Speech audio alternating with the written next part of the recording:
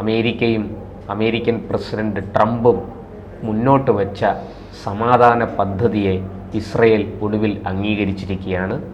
വെടിനിർത്തലിന് തങ്ങൾ തയ്യാറാണെന്ന് ഇസ്രയേൽ പ്രധാനമന്ത്രി നമ്മുടെ ബെഞ്ചമിൻ നെതന്യാഹു തന്നെ പ്രഖ്യാപിച്ചു കഴിഞ്ഞിരിക്കുന്നു.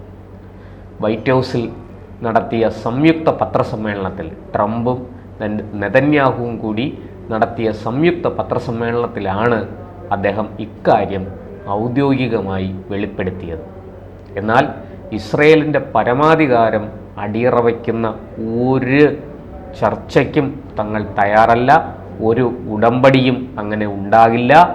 അതുപോലെ തന്നെ ഇസ്രയേലി പൗരന്മാരുടെ സുരക്ഷയെ വെല്ലുവിളിക്കുന്ന ഒരു നീക്കത്തിനും തങ്ങൾ തയ്യാറല്ലെന്നുകൂടി അവർ അസന്നിഗ്ധമായി പ്രഖ്യാപിച്ചു.